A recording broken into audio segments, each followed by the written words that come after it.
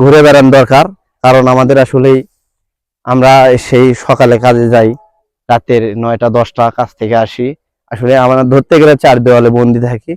অন্তত সপ্তাহে একদিন হলেও আমাদের এরকম উন্মুক্ত খোলা জায়গায় আসলে আমাদের আসা দরকার। এই পর্যন্তই আজকে আমার ভিডিও ছিল। সবাই ভালো থাকবেন। আসসালামু আলাইকুম সবুজ ভাই, ভালো আছেন? আলহামদুলিল্লাহ। আপনি এখানে আছেন?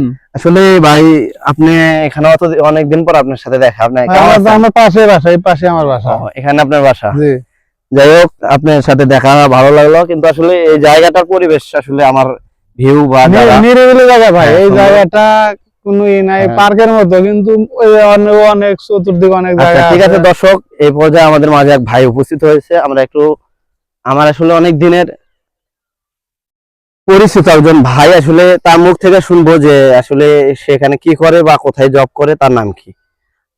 যাই হোক ভাই, আপনার পরিচয় দিয়ে, আপনার দেশের বাড়ি কই, আপনার পরিচয় দিয়ে আপনি বলেন। আসসালামু আলাইকুম ভাই, আমি শহীদুল ইসলাম, আমি পাশে একটা অফিসে আমি জব করি। আজকে ছুটির দিন বাসায় আছি, তো একটু আইলাম বিকেলবেলা ঘুরতে।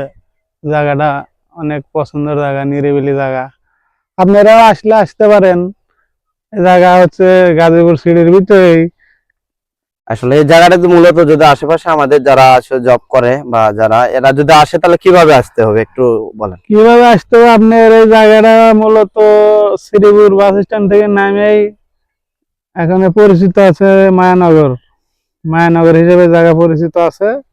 আপনারা আইলে মুজার মিল স্ট্যান্ডে নামে বাম দিকে আসতে হবে। আইসা 50 গজ ভিতরে আসলে এরকম পার্কের মতো একটা সুন্দর নিরিবিলি জায়গা আপনারা দেখতে পারবেন। মন খারাপ থাকলে আসলে বিকেলবেলা মন ভালো হয়ে যাবে। আমরা বিকেলবেলা আসলে দর্শক একটা জিনিস আসলে আপনাদের না বললেই নয়, আমি একটু দেখাচ্ছি, আপনাদের দেখানোর চেষ্টা করতেছি। সেটা হলো, দেখেন আসলে এমন একটা সুন্দর জায়গা।